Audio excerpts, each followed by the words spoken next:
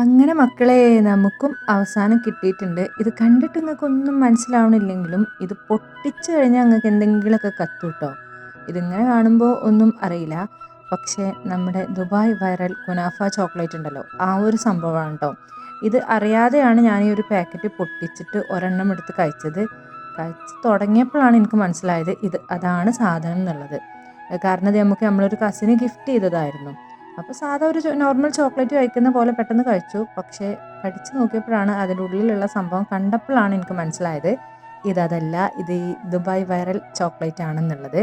അപ്പോൾ റെയ്ക്ക ചോക്ലേറ്റ്സിൻ്റെ പ്രീമിയം ക്വാളിറ്റിയുള്ള മിനി ബാർസിൻ്റെ ഒരു സാഷെ, ഒരു 20 അങ്ങാണ്ടുള്ള ഒരു ബോക്സ് ആയിരുന്നു കൊണ്ടുവന്നിട്ടുണ്ടായിരുന്നത്. നമ്മൾ കരുതി നോർമൽ ചോക്ലേറ്റ്, കാരണം നമ്മൾ സ്ഥിരം കാണുന്നത് വലിയ ബാറ് അതിലിങ്ങനെ അതിൻ്റെ ഒരു പാക്കിങ്ങേ അല്ല ഇത്. പക്ഷെ കഴിച്ച് തുടങ്ങിയപ്പോഴാണ് ആ ക്രഞ്ചിനെസ് കിട്ടിയപ്പോഴാണ് ഞാൻ നോക്കിയപ്പോൾ സംഭവം പിസ്തൻ്റെ ടേസ്റ്റും കാര്യങ്ങളൊക്കെ ഉണ്ടായിരുന്നു. എന്തായാലും ടേസ്റ്റ് വൈസ് എനിക്ക് ഓക്കെ ആയിരുന്നു. പക്ഷെ ഞാൻ